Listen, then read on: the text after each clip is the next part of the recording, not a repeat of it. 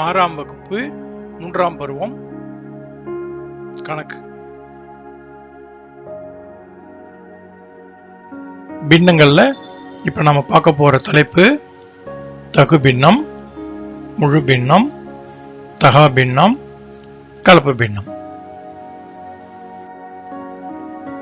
13இல் 5 இது தகு பின்னம்.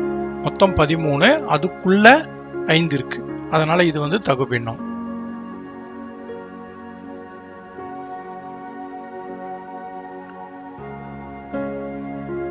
இது எல்லாமே தகு பின்னம். 13இல் 9, 10, 12 இது எல்லாமே தகு பின்னம். இப்ப இது பாருங்க, மொத்தம் 39, 39க்குள்ள 11 இது என்ன பின்னம்? இது எல்லாமே தகு பின்னம். இந்த மாதிரி எழுதுவது எல்லாம் தகு பின்னம்.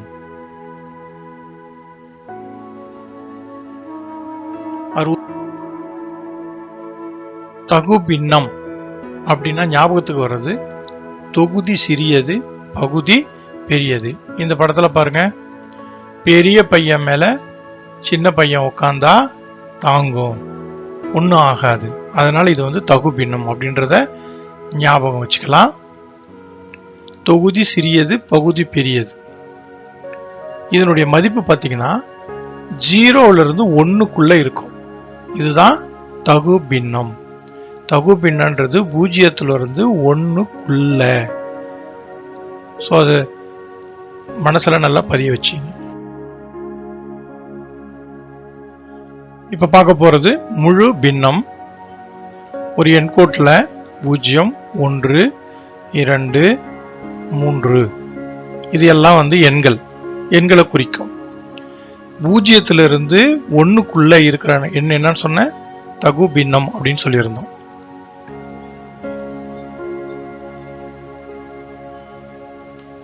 இப்போ 0ல இருந்து 1க்குள்ள பாருங்க, இது 2இல் 1 அரை பகுதி, இன்னும் ஒரு அரை பகுதி சேர்க்கிறோம். இப்ப என்ன வருது? 2இல் 2. இந்த 2இல் 2ன்றது 1க்கு சமம். இதை தான் நம்ம என்னன்னு சொல்றோம்னா முழு பின்னம் அப்படின்னு நம்ம சொல்லுவோம்.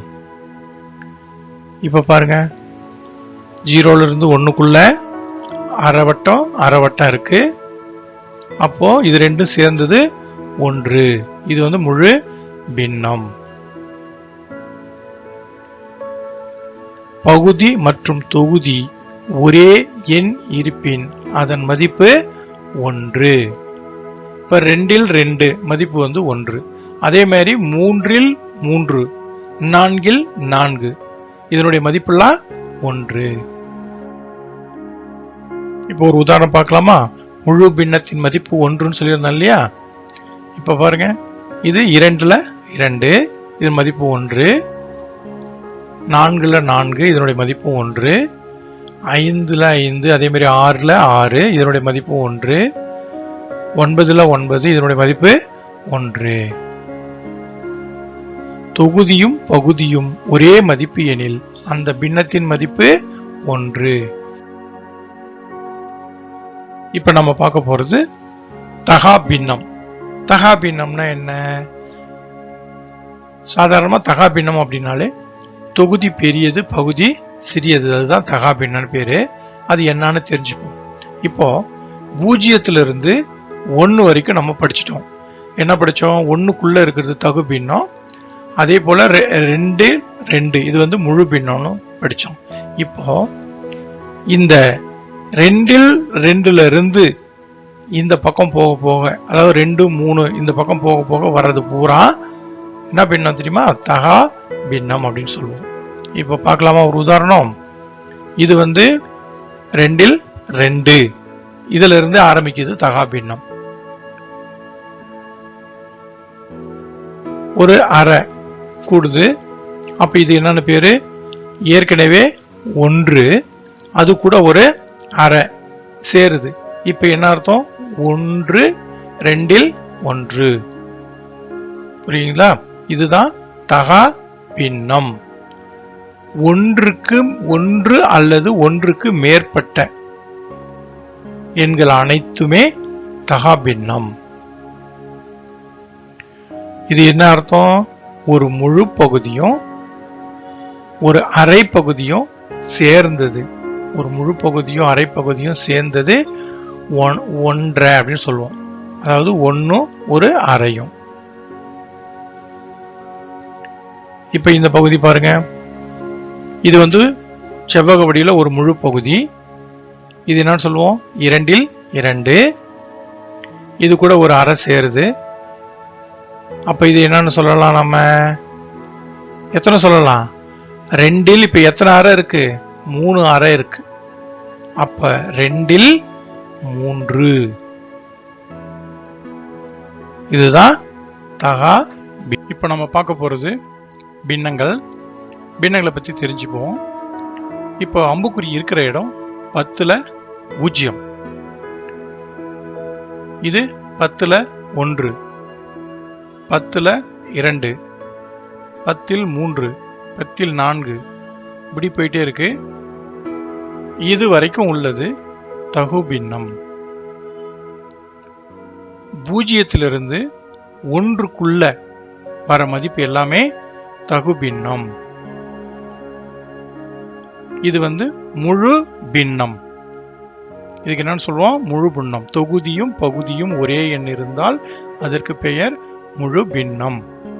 இந்த முழு பின்னத்தை தகா பின்னம் எனவும் சொல்லலாம். இதுக்கு மேல வரதெல்லாம் பாருங்க. இப்போ முழு பின்னம்னா 1ன்னு சொன்னேன். 0லிருந்து 1க்குள்ள இருக்கிறது மட்டும்தான் நம்ம தகு பின்னம்னு சொல்லணும். இதுக்கப்புறம் வர்றது முழு பின்னமும் தகு பின்னமும் சேர்ந்து வரும். அது வந்து என்னன்னு சொல்றோம்னா தகா பின்னம் அப்படின்னு நாம சொல்றோம். இப்ப பாருங்க, ஒரு முழு பின்னம் 1 வந்துருச்சு.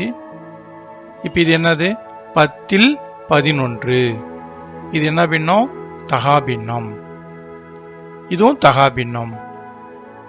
இது எல்லாமே, இதுக்கு மேல் போகக்கூடிய அனைத்துமே எல்லாமே தகா பின்னம். இதுல இப்ப இங்க பாருங்க, 10ல் 30. 10ல் 30னா இதுல 10ல் 10 ஒன்று இருக்குது, இன்னொரு 10ல் 10 இருக்குது, இன்னொரு 10ல் 10 இருக்கு. அப்போ 10ல் 10 வந்து இதுல 3 இருக்கு. புரியுதுங்களா? அப்போ இதெல்லாம் என்ன பின்னம்? இது தகா பின்னம். இந்த தகா பின்னத்தை தான் நாம கலப்பு பின்னமாவும் மாத்தி எழுதலாம். இப்ப எப்படி எழுதலாம் கலப்பு பின்னமா அப்படின்னாக்கா, எத்தனை 10 இருக்கு பாருங்க. முழு பின்னம் எத்தனை இருக்கு? 1, 2, 3. அதுக்கப்புறம் 10ல் 1 இருக்கு. அப்ப இதை எப்படி எழுதுவீங்க? முழு பின்னம் 3, 10ல் 1. அடுத்து பார்க்கலாமா? அப்படியே பார்த்துட்டே வாங்க. 3 10ல் 3, 3 10ல் 4, 3 10ல் 6. இப்போ 3 10ல் 9. அடுத்து என்னவா மாறப்போகுது? ஒரு முழு பின்னமா மாறப்போகுது 4. ஏன்னா இதுல எத்தனை 10 இருக்கு? 4 10 இருக்கு. 10ல் 40. எனவே இதுவும் ஒரு தகா பின்னம். ஞாபகம் வச்சுக்கோ தகா பின்னம்னா என்னன்னு சொல்லி. அப்ப அந்த தகா பின்னத்தை தான் நம்ம என்னவா மாத்திட்டு இருக்கிறோம்? கலப்பு பின்னமா மாத்தி நம்ம வசதிக்காக சொல்றோம். இப்ப இங்க பாருங்க, அடுத்து 4 10ல் 1. இப்ப 4 என்பது ஒரு முழு எண். அதுக்கப்புறமா ஒவ்வொன்றையும் நம்ம 10 10ஆ பிரிச்சுட்டு வரோம். ஆரம்பத்திலிருந்தே 10 10ஆ பிரிச்சுட்டு வரோம். அடுத்து 10 10ஆ தான் போகுது. இது வந்து 10ல் 1. இந்த பகுதியை நம்ம பார்க்கணும். 4க்கும் 5க்கும் நடுவில் 10 பாகமா இருக்குது. அதுல 1வது பாகம்தான் 10ல் 1. முழு பாகம் 4. அதுக்கப்புறம் வரக்கூடியது 10ல் 1. ஸோ இதுதான் 4 முழு பகுதியும் 10ல் ஒரு பகுதியும் சேர்ந்தது தான் என்ன சொல்றோம்? கலப்பு பின்னம்னு சொல்றோம். இந்த கலப்பு பின்னத்தை தான் 10ல் 41 என்று தகா பின்னமாக நாம குறிக்கிறோம். அப்ப கலப்பு பின்னத்துல என்ன வருது? ஒரு முழு எண்ணும் ஒரு தகு பின்னமும் சேர்ந்து வருது. இதை நாம ஞாபகத்துல வச்சுக்கணும்.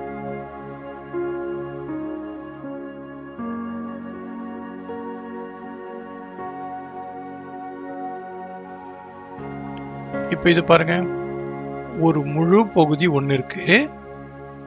அதுக்கப்புறம் அந்த 8ல 2 பகுதி கேக் இருக்கு. அப்ப இது ரெண்டும் சேர்ந்தது ஒரு தகா பின்னம். இத நாம 1 கூட்டல் 8ல் 2 என பிரிச்சு எழுதணும்னா அதுக்கு பேரு கலப்பு பின்னம். அப்ப கலப்பு பின்னம்ன்றது ஒரு முழு பகுதியும் மீதி உள்ள ஒரு தகு பின்னமும் சேர்ந்ததுதான் கலப்பு பின்னம். 18 2 முழு பகுதியும் மீதி உள்ளது 8ல 2. இப்ப இதுல பாருங்க, 8ல 23 இது தகா பின்னம்.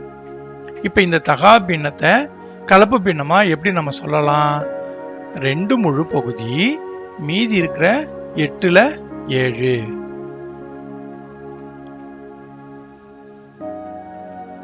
இப்ப இதுல பாருங்க, 8ல 27 எத்தனை முழு பகுதி?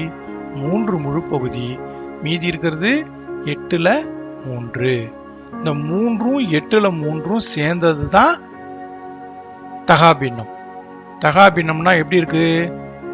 தொகுதி பெரியதாகவும் பகுதி சிறியதாகவும் இருந்தால் அது தகா பின்னம்.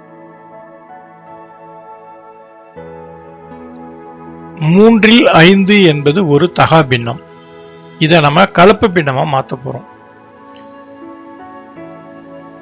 கலப்பு பின்னமா மாத்தலாம்.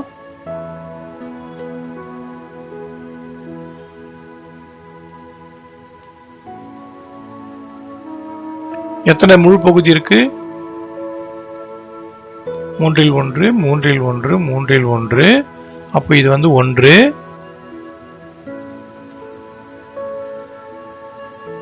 மீதம் 3ல் 1, 3ல் 1 இருக்கு. 3ல் 2. அப்போ 3ல் 1 என்பது 3 முறை இருக்கு. அப்ப என்ன அர்த்தம்? இது 3ல் 3, அதாவது ஒரு முழு பகுதி. அது கூட இன்னொரு 3ல் 1, இன்னொரு 3ல் 1 இருக்கு. அப்போ இது சேர்ந்தா 3ல் 2. அப்ப இது ரெண்டும் சேர்ந்தோம் அப்படின்னா 1 3ல் 2. இதுக்கு பேரு தான் கலப்பு பின்னம். அப்ப மொத்தமா சொல்லணும் அப்படின்னாக்கா, இதுல 3ல் 3, இதுல ஒரு 3ல் 2. அப்ப மொத்தம் 3ல் தகா பின்னங்கள் மற்றும் கலப்பு பின்னங்கள். 3ல் 5 இதை நம்ம எப்படி எழுதணும் அப்படின்னா, 3ல் 3 கூட்டல் 3ல் 2. முன்ன படத்துல பார்த்தோம் இல்லையா? 3ல் 3னா என்ன அர்த்தம்? 3ல் 1, 3ல் 1, 3ல் 1, 3 இருந்துச்சு இல்லையா? அதனால முழு பகுதி 3ல் 3, மீதமுள்ள பகுதி 3ல் 2. அப்போ இது 3ல் 3னா 1 கூட்டல் 3ல் 2. இது ரெண்டையும் நம்ம சேர்த்தோம் அப்படின்னா 1 முழு பகுதி 3ல் 2. அடுத்து இன்னொரு கணக்கு பார்க்கலாமா? தகா பின்னத்தை நம்ம கலப்பு பின்னமா தான் மாத்த போறோம். 5ல் 9. சரி, இப்போ இதுக்கு நம்ம மனசுல கேள்வி கேட்டு பார்க்கலாம். 5ல் உள்ள முழு பகுதி எவ்வளோன்றது கண்டுபிடிக்கணும். அதுக்கு என்ன கேள்வி கேட்கலாம் அப்படின்னா, 9ல் எத்தனை 5? எத்தனை 5? ஒரு 5. அதுக்கு என்ன அர்த்தம் தெரியுமா? 5ல் 5 உள்ளதுன்னு அர்த்தம், ஒரு முழு பகுதி. அதுக்குதான் அதான் அர்த்தம். அப்போ நம்ம எப்படி கேள்வி கேட்கணும்? 9ல் எத்தனை 5? இது வந்து ஒரு வகுத்தல் தான், வேற ஒன்றும் இல்லை. சரி, ஒரு 5 போயிடுச்சு. அப்ப எவ்வளவு மீதி இருக்கும்? மீதி வந்து 4. அந்த 4ன்றது என்ன அர்த்தம்? 5ல் 4. அப்ப இது ரெண்டையும் சேர்த்தோம் அப்படின்னா 1 5ல் 4. இந்த மாதிரி தான் நம்ம மனசுல இந்த கணக்கை நம்ம போடணும்.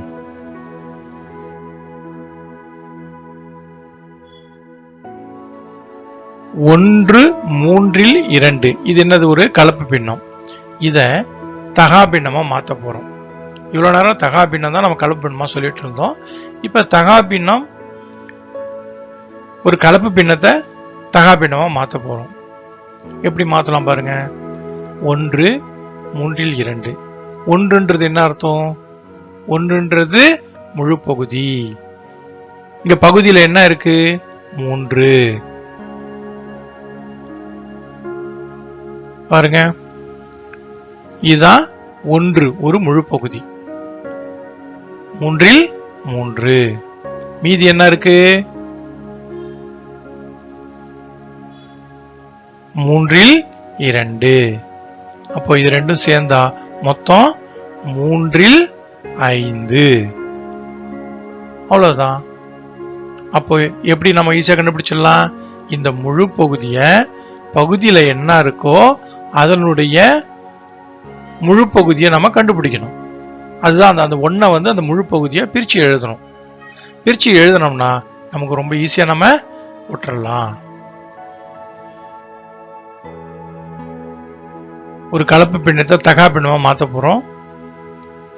2 2ல் 1. இப்போ 2 2ல் 1 என்ன அர்த்தம்? இட்லி. எத்தனை இட்லி பாரு? அரை இட்லியா எத்தனை வரும் பாருங்க. ஒரு அரை. அடுத்து 5 அரை இருக்கா? மொத்தம் 5 அரை இட்லினா என்ன அர்த்தம்? அது 2 இட்லி சேர்ந்தது. 2 அரை இட்லி ஞாபகம் வச்சுக்கோ. அரை இட்லி 2 சேர்ந்தது ஒரு இட்லி இல்லையா? அதே மாதிரி இன்னொரு அரையும் சேர்ந்தது ஒரு இட்லி. அப்போ மிச்சம் என்ன இருக்குன்னு பாரு. ஒரு அரை இட்லி இருக்கு. 2ல் 1. அப்போ முழு இட்லி எத்தனை? 2. அந்த ஒரு அரை அதுதான் கணக்கு. 2 2ல் 1. அதை நம்ம பிரிச்சு எழுதிருக்கிறோம்.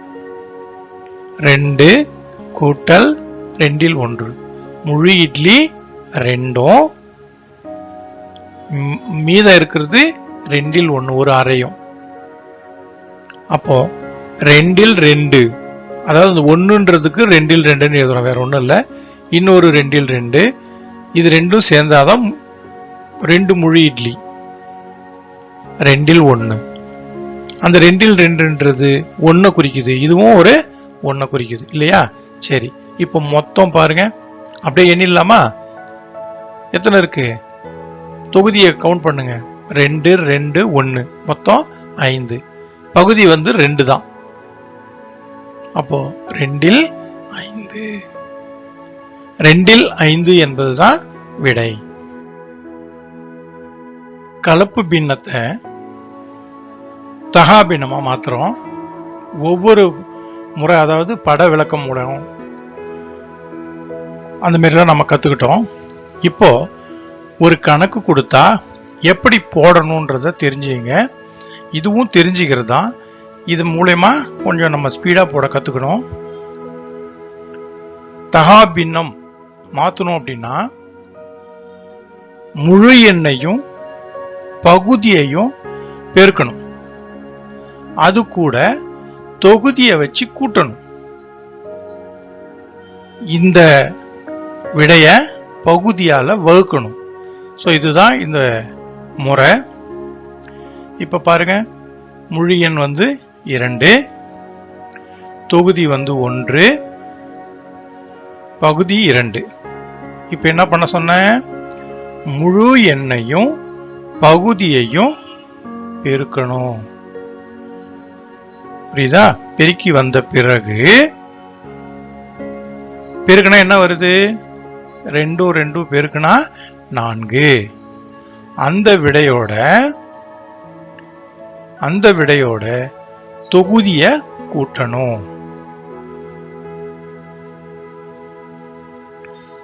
இப்போ பகுதியில அப்படியே போட்டுறணும், பகுதியில் இருக்கிறத அப்படியே வச்சுக்கணும். இப்போ இதுக்கு விட என்ன பாருங்க, ரெண்டும் ரெண்டும் பெருக்குனா 4, அது கூட ஒரு 1 கூட்டினா 5, 2ல் 5. நம்ம முதல்ல எதை செய்யணும், பெருக்கலை செஞ்சுட்டு தான் அப்புறம் கடைசியா கூட்டலை செய்யணும். இதுதான் முறை. இப்போ இந்த முறையில தான் நம்ம கொஞ்சம் ஃபாஸ்டா நம்ம போட்டுறணும், தெரிஞ்சுங்க. அதாவது பகுதியில் இருக்கிற எண்ணையும் முழு எண்ணையும் பெருக்கி தொகுதியில் இருக்கிற எண்ணை கூட்டிடணும்.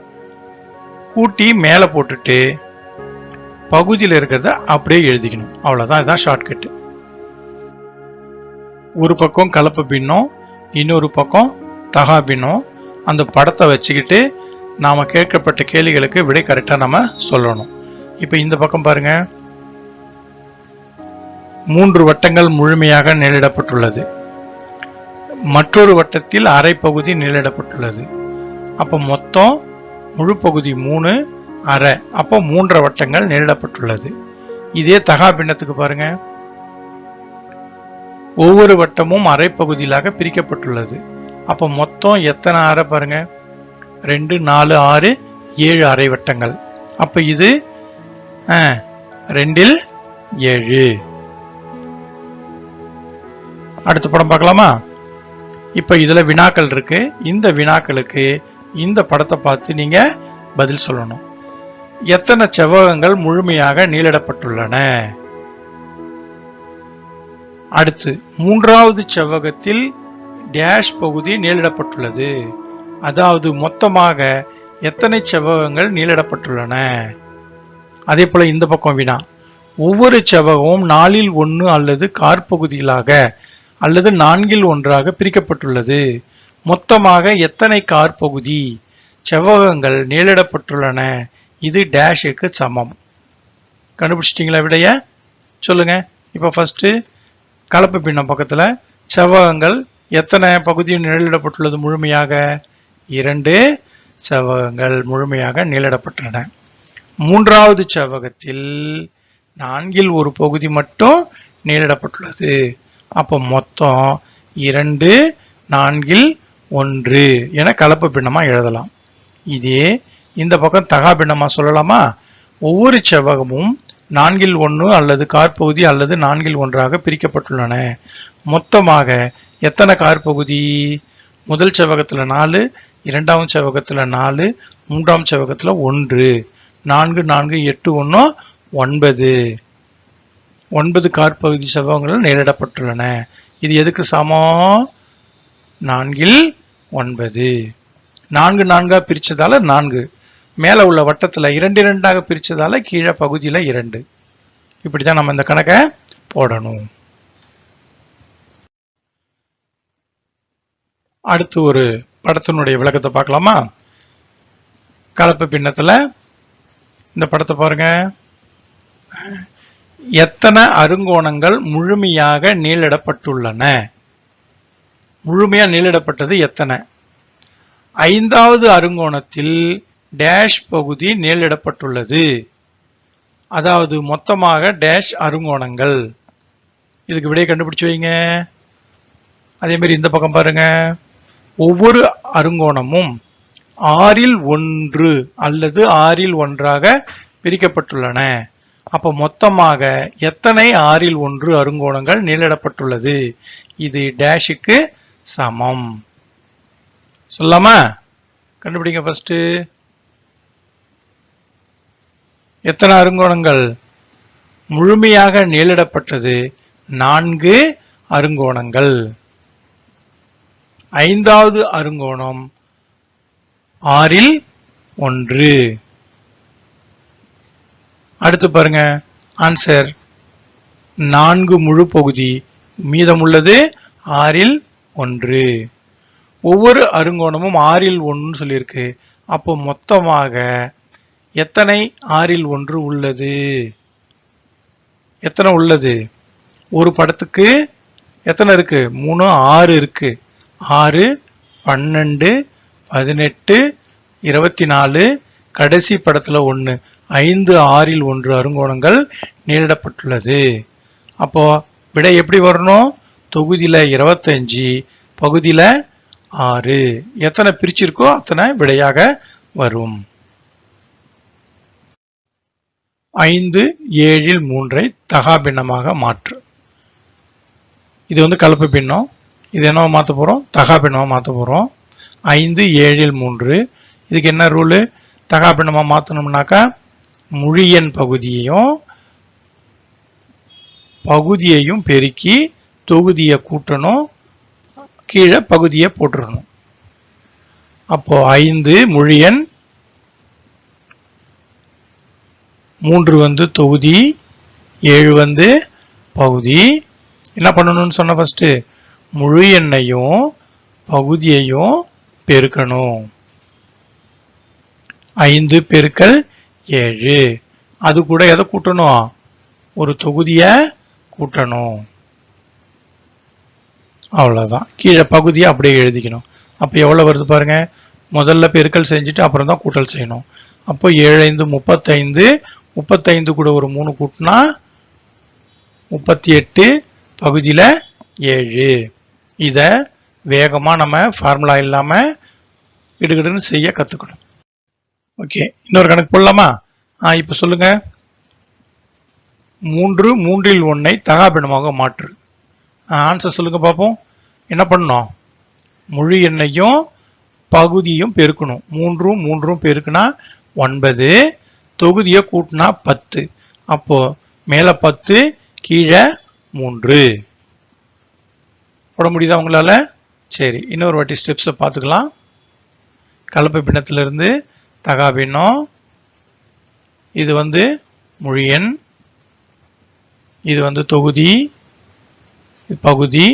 முழு எண்ணையும் பகுதியும் ஃபர்ஸ்ட் பெருக்கணும், அதுக்கடுத்து தொகுதியை வச்சு கூட்டணும், கீழே பகுதியில் அதே நம்பரை போட்டுக்கணும். அப்போ 3 3 பெருக்குனா 9 கூட 1 கூட்டினா 10. 3ல் 10. 5 3ல் 2 மற்றும் 5 6ல் 4 ஆகியவை சமமா? எப்படி நம்ம சொல்லலாம் அப்படின்னா, இதுக்கு வந்து தகா பின்னமா மாற்றி நம்ம பார்த்தோம்னா ஓரளவு வழி கிடைக்கும், சொல்லலாம் ஈஸியா. சரி, இப்போ இதுக்கு தனியா தகா பின்னம், இதுக்கு தனியா கண்டுபிடிக்க போறோம். கலப்பு பின்னத்திலிருந்து எதுக்கு மாற்றணும்? தகா பின்னம் மாற்றணும். தகா பின்னம் மாற்றுறதுக்கு முழு எண்ணையும் பகுதியும் பெருக்கி தொகுதியை கூட்டி பகுதியால் வகுக்கணும். இப்போ ஃபர்ஸ்ட் கணக்கு 5 பெருக்கல் 3 கூட்டல் 2. அப்போ எவ்வளோ வருது பாருங்க? 17/3. அடுத்து இந்த கணக்கு பாருங்க. 5 பெருக்கல் 6 கூட்டல் 4 வகுத்தல் 6. இதனுடைய விடை தொகுதியில 34 பகுதியில 6. ஆனா முதல் பகுதியில் என்ன வந்திருக்கு? 3ல் 17 வந்திருக்கு. இங்க 6ல் 34. உடனே இது வெவ்வேறுன்னு சொல்லிடக்கூடாது. இந்த 6ல் 34 எளிய பின்னமா மாற்றணும். எளிய பின்னமா மாற்றத்துக்கு நான் என்ன சொல்லியிருக்கிறேன்? பொதுவான காரணிகளால பிரிக்கணும். அப்படின்னா மீபேக்கா கண்டுபிடிச்சோம்னாக்கா வந்துடும். அப்போ 34க்கு நேரா 17ம் 6க்கு நேரா 3ம் போட்டோம்னா அப்போ இங்கே இந்த பக்கம் என்ன வருது பாரு? 17/3, அதாவது 3ல் 17. அப்போ இரண்டு பக்கமும் உள்ள வினா சரியானது. இப்போ ஒரு தகா பின்னம் கொடுத்துருக்காங்க. இது என்னவா மாற்ற போறோம்? கலப்பு பின்னமா மாற்ற போறோம். அதுக்கு நமக்கு ஈஸியா நமக்கு என்ன கண்டுபிடிக்கணும்? 17ல முழு பகுதி 3 எத்தனை இருக்குன்னு தெரியணும் நமக்கு. அப்படின்னா என்ன அர்த்தம்? 17ல எத்தனை 3 கேள்வி கேட்டா தெரிஞ்சிடும். 3ஆம் வாய்ப்பாடு சொல்லி பார்க்கணும். 1 3 3, 2 3 6, 3 3 9, 4 3 12, 5 3 15, 6 3 18. அதிகமா போறதால 5 3 15. அப்போ 5 முழு பகுதி இருக்கு. மீதம் 2 நிக்குது. 3ல் 2 நிக்குது. அவ்வளவுதான். இதை நம்ம கண்டுபிடிக்கலாமா? சரி, தகா பின்னத்திலிருந்து என்னவா மாற்ற போறோம்? கலப்பு பின்னம். இப்போ இதுக்கு என்ன பண்ண சொன்னேன் நானு? முழு பின்னத்தை கண்டுபிடிக்கணும், மீதி பின்னத்தை கண்டுபிடிக்கணும். இப்போ முழு பின்னம் கண்டுபிடிக்கிறதுக்கு தான் நான் சொல்லியிருக்கிறேன் 17ல் எத்தனை 3. இப்போ இது வந்து மூன்றாம் வாய்ப்பாடு சொல்லி நம்ம கண்டுபிடிச்சிட்டோம். இதுவே பெரிய எண்ணா இருந்தா இது போல நம்ம வகுத்து தான் போடணும். ஈவு மீதிலாம் கண்டுபிடிச்சி இந்த ஈவுல வர்றது தான் முழு பின்னத்தை குறிக்கும். இந்த மீதி வந்து மீதமுள்ள பின்னத்தை நமக்கு குறிக்கும். ஸோ பெரிய நம்பர்லாம் வந்தா இந்த மாதிரி வகுத்து பார்த்து நம்ம சொல்லிடலாம். சரி, இப்போ முழு பின்னம் என்னன்னு பாருங்க 5. மீதி உள்ள பின்னம் 3ல் 2. ஸோ 5 கூட்டல் 3ல் 2 இது ரெண்டுத்தையும் நம்ம சேர்த்து போட்டா அதுதான் ஆன்சர்.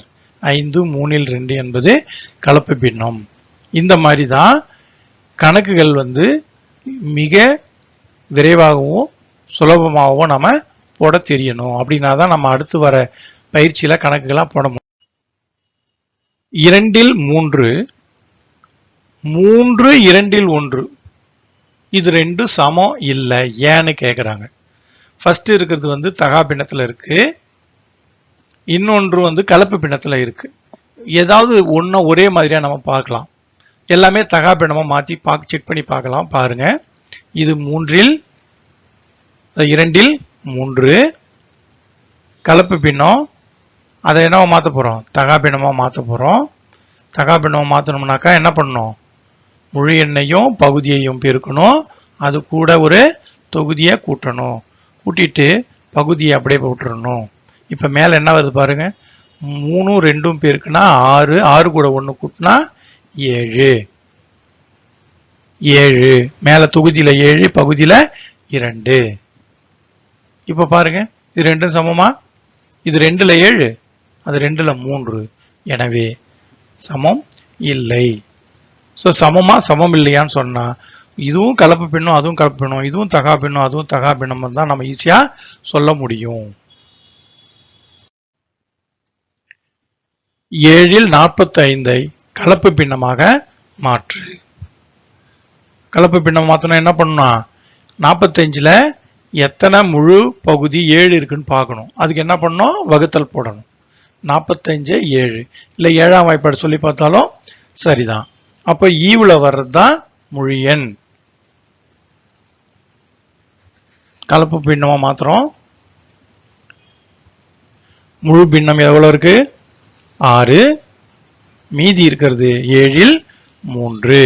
இது ரெண்டுத்தையும் நம்ம சேர்த்து போட்டுட்டோம்னாக்கா ஆன்சர் 6 7ல் 3. 6 7ல் 3ன்றத தனியா 6 கூட்டல் 7ல் 3ன்னு கூட நம்ம எழுதலாம். அதையும் தெரிஞ்சு வச்சுக்க இந்த பாயிண்ட்.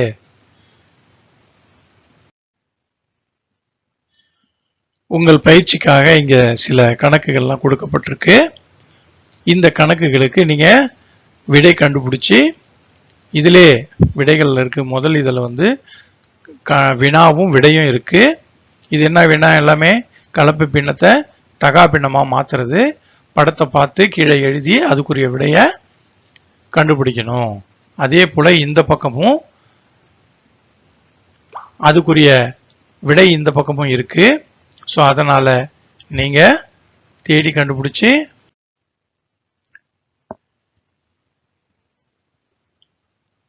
அடுத்து இந்த பக்கமும் சில வினாக்கள் இருக்கு. இதுக்கும் நீங்க உங்களுடைய விடைய கண்டுபிடிங்க. ஸோ கணக்கு மட்டும் எழுதி விடையை இங்கேயே நம்ம சரி பார்த்துக்கலாம். இது உங்க பயிற்சிக்காக தரப்பட்டது. இதை பயன்படுத்திக் கொள்ளுங்க.